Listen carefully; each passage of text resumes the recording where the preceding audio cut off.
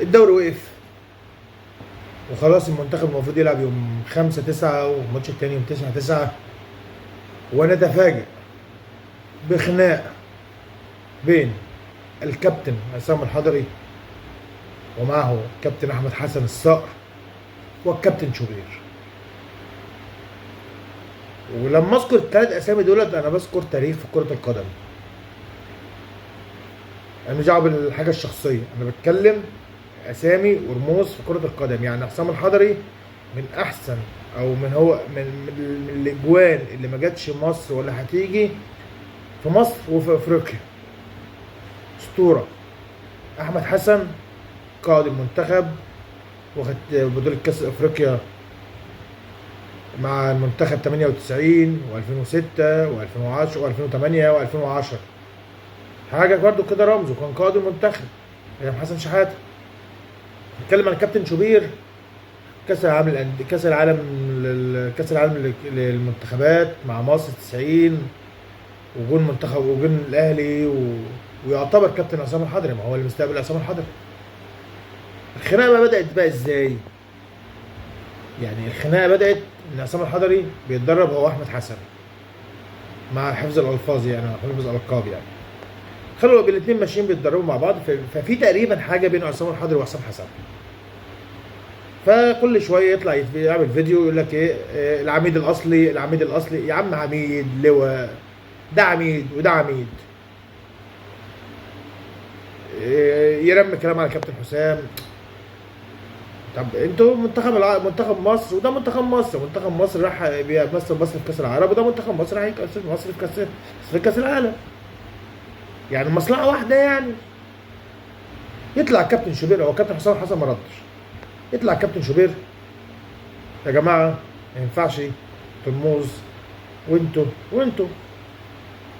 يوم طالع كابتن حسام الحضري كاتب قصيده بوست، وكيمي كيميكا وكيمي كيميكو والفتنه يوم طالع كابتن شوبير: فتنة ايه وقطايف ايه وكفتة ايه وانا لا اجادل الجهلاء. يطلع كابتن احمد حسن عمل بوست برضك: انت المفروض يا كابتن شوبير كنت نصحتني معاك رقم تليفوني بدل ما تنصحني في العلن والفتنه.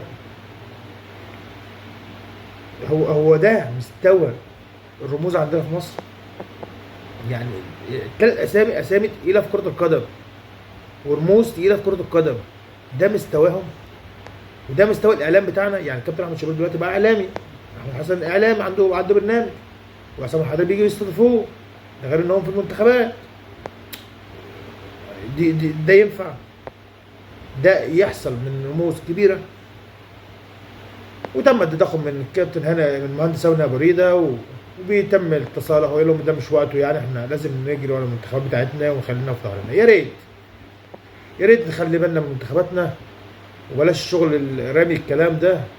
ليك مشكله مع العميد الكابتن حسام حسن او خليها بالتليفون، بلاش الصياح ده على السوشيال ويبقى مش حلو يعني. مش كل شويه العميد الاصلي وانت يا كابتن احمد حسن المفروض يعني ما تمشيش ورا كلام كابتن عصام في موضوع العميد الاصلي والعميد التقليد.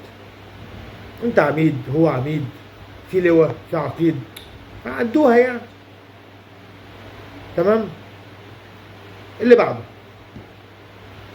الاهلي على اولوياته المدرب مارك روز،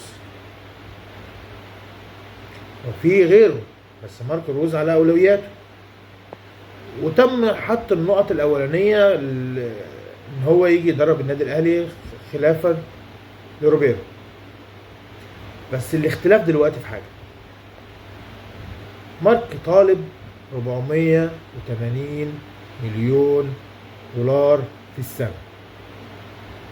تاني مارك طالب عشان يدرب الاهلي 480 مليون دولار في السنه، بمقام يعني 400 ألف في الشهر، يعني بالمصري 20 مليون جنيه مصري في الشهر. والأهلي بيقول لك هنكسر معاه لغايه 300، بس هو بيقول لك لا انا عاوز كده. فاحتمال واحتمال كبير ان الصفقه دي تتلغى. هو مارك لما يجي بالمبلغ ده، ده المفروض مع اللعيبه ديت، ده المفروض الاخضر واليابس. لما اديك المبلغ ده وفي الاخر تيجي تكسب له ماتش، تعادل له ماتش، تمشي وبعدين تمشي، لا مش هينفع. فالاهلي بيشوف دلوقتي مدربين، في 12 واحد مدرب معروضين على الاهلي. ده بالنسبه للمدرب الاجنبي. الاهلي النهارده طلع قرار ان كابتن وليد صلاح الدين هيبقى مدير كرة. كابتن عماد النحاس هيمسك الإدارة الفنية مؤقتا لغاية ما يجي مدرب أجنبي. كابتن عادل مصطفى مشرف عام أو مدرب عام. كابتن أمير عبد الحميد مدرب حراس مرمى. الكابتن محمد نجيب مدرب مساعد، وكلهم من ولاد النادي. انا لو جيت اتكلمت عن الكابتن وليد ابن النادي، اخلاق وادب، محدش هيحس بيه، محدش شاف منه مشكله بايام ما كان بيلعب في الاهلي. حتى لما راح ضرب زيد محدش سمع عنه اي مشكله. كابتن عادل مصطفى كان برضك لعيب في الاهلي وكان لعيب حلو. وكابتن محمد نجيب المدافع اللي كان بيلعب مع النادي الاهلي برضك، كان جاي من اتحاد الشرطه او جاي من الشرطه، بس ابن من ابناء الاهلي. امير عبد الحميد كان الجول. ولاد الاهلي، الاهلي لما بيفكر ان يلحق نفسه يقوم جايب من ايام الكابتن عبد العزيز عبد الشافي ولاده هم اللي يلحقوا، فدول موجودين. فكابتن عماد احنا شفناه اخر 6 ماتشات في الدوري اللي جاب لنا بهم الدوري، كان مع الكابتن محمد نجيب.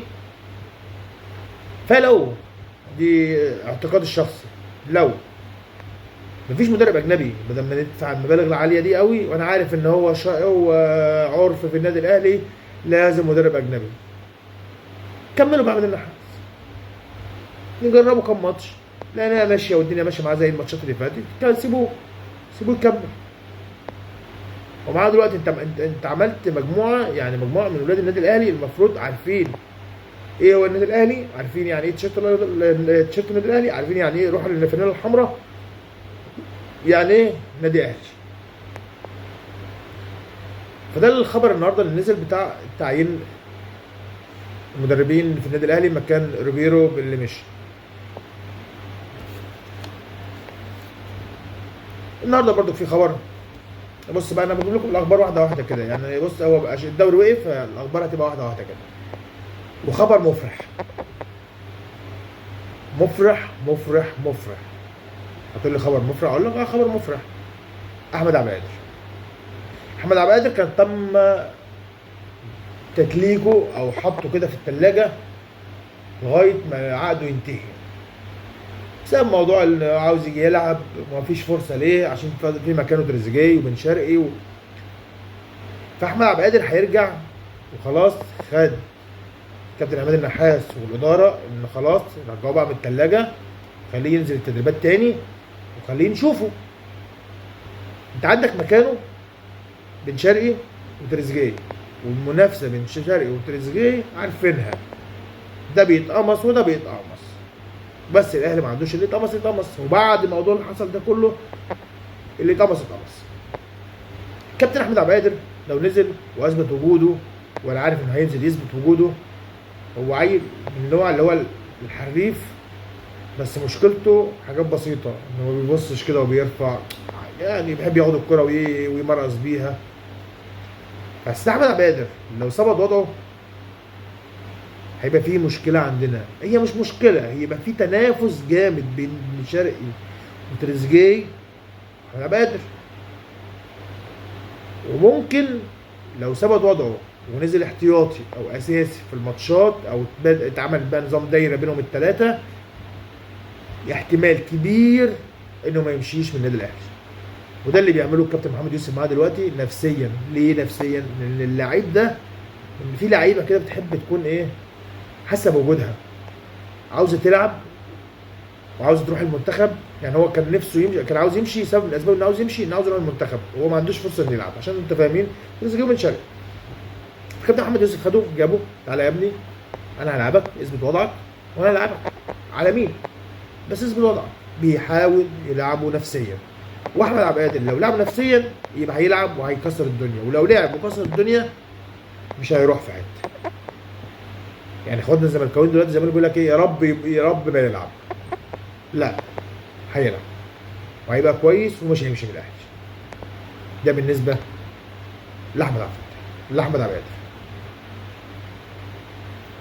في خبر كده سمعته ان الكابتن اسلام صادق الاعلامي قال خبر، والخبر ده بامانه لو صحيح، لو صحيح ولا كانك يا ابو غزيت ما غزيت ولا رحت ولا جيت، ولا كان مرتضى منصور مشي وبعياله من نادي الزمالك وجي اداره جديده بقياده حسين لبيب، كابتن حسين لبيب، ولا كان حاجه حصلت. ايه بقى هو الخبر ده لو صح؟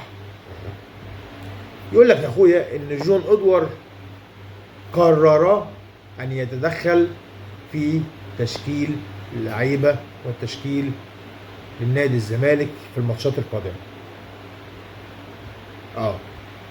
لو الخبر صحيح ان جون ادوار او جين ادوار قرر ان يتدخل في التشكيله، لا مشي المدير الفني وانزل مدير فني حضرتك.